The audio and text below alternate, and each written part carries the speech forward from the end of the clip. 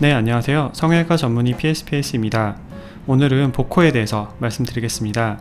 복코는 코끝이 뭉툭하고 커 보이는 코를 말하는데요. 너무 과하지 않은 정도의 복코라면 말 그대로 복스러워 보이고 부드러운 인상을 줄 수 있겠지만, 너무 크고 퍼져 보이는 코끝은 둔해 보이고 세련돼 보이지 않아서 미용적으로 좋지 않습니다. 그러면 이런 뭉툭한 복코의 원인에는 어떤 것들이 있을까요? 이 복코의 원인에 대해서 한번 알아보고 각각의 해결 방법에 대해서 말씀드리겠습니다. 그럼 시작해 볼까요? 복코의 원인에 대해서 이야기하기 전에 아주 간단한 해부학적 구조를 말씀드려야 하겠습니다. 코끝은 날개 연골이라고 하는 양쪽에 한 쌍으로 올라가는 부드러운 날개 연골과 기타 연부 조직으로 이루어져 있습니다. 그렇다면 이렇게 코끝을 이루는 연골과 조직의 볼륨 형태로 코끝의 전체적인 모양이 결정된다고 볼 수 있겠습니다. 그래서 복코의 원인은 크게 세 가지입니다. 먼저 첫 번째, 날개 연골이 너무 큰 경우. 두 번째, 날개 연골 위에 조직들이 너무 많은 경우. 세 번째로는 코끝이 높지 않고 낮게 퍼져 있는 경우입니다.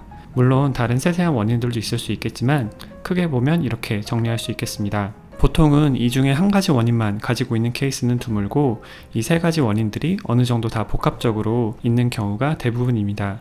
그래서 이 세 가지 요인들을 전반적으로 다 교정해 준다면 많은 개선을 얻을 수 있겠습니다. 그러면 이 각각의 항목들을 어떻게 교정해서 복코를 개선시키고 얄쌍하고 오똑한 코를 만들어낼 수 있을지 알아보겠습니다. 먼저 코끝 연골, 날개 연골 자체가 매우 발달해서 코끝이 커 보이는 경우를 말씀드리겠습니다.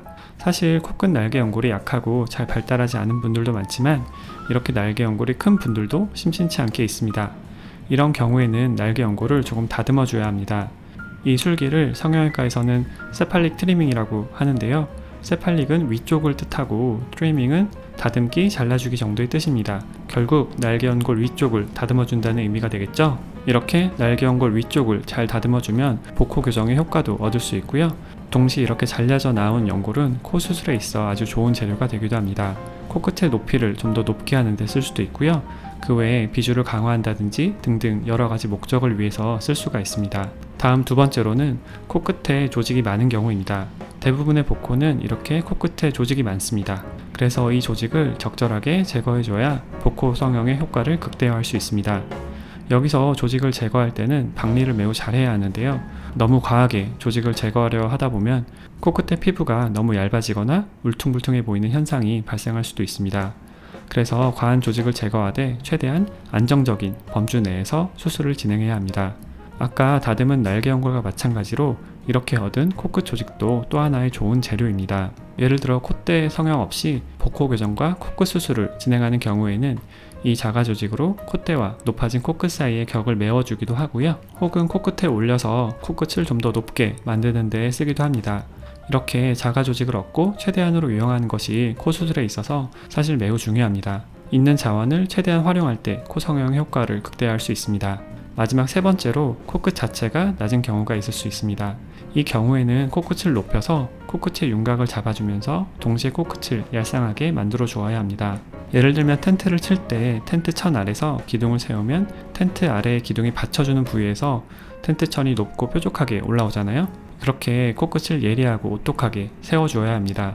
지난 영상에서 말씀드렸지만 이렇게 코끝을 높여주는 방법에는 비중격 연장술, 비주지지대법 등 여러가지 방법이 있습니다. 적절한 방법을 통해서 이렇게 코끝을 잘 세워주면 코 전체가 앞쪽으로 당겨지면서 콧볼도 그 폭이 줄어드는 효과를 얻을 수 있습니다. 여기서 잠깐 말씀드리면 복코와 콧볼이 넓은 것은 엄밀히 말해서 다른 문제입니다만 서로 연관성이 있긴 합니다. 복코는 말 그대로 코끝이 두툼하고 큰 것이고요. 콧볼은 이 코의 전체적인 좌우의 폭이죠. 그래서 복코를 교정하는 과정에서 코끝을 오똑하게 하면 콧볼이 넓은 건 역시 개선이 가능합니다. 다만 반대로 콧볼이 넓을 때 콧볼 축소만을 진행하면 콧볼의 폭은 줄어들 수 있어도 뭉툭한 복코가 개선되지는 않습니다. 아무튼 이렇게 전진된 코끝에 마지막으로 작은 연골 등을 더 올려서 코끝의 높이를 더 높이면서 동시에 더 갸름한 코끝 모양을 얻을 수가 있습니다. 이렇게 복코의 원인과 그것을 개선하기 위한 여러가지 방법에 대해서 알아보았습니다. 이런 여러가지 노력이 함께 모여서 결국 좋은 결과를 얻어내게 됩니다. 반대로 말하면 이렇게 세 가지 측면으로 모두 개선하려는 노력을 하지 않으면 많은 개선을 얻을 수 없다는 그런 의미이기도 합니다. 특히 코끝의 피부 자체가 워낙 두껍다든지 혹은 코끝이 복코이면서 동시에 이미 높은 경우에는 그 개선에 한계가 있을 수 있습니다. 따라서 본인의 상태가 어떤 상태인지, 그리고 개선의 폭은 어느 정도일지 상담 시에 잘 확인해 보시면 좋겠습니다. 오늘은 복코 성형, 복코의 원인과 그 교정 방법에 대해서 알아보았습니다. 기타 궁금하신 점이 있으시면 댓글로 남겨주시면 최대한 답변을 드리겠습니다.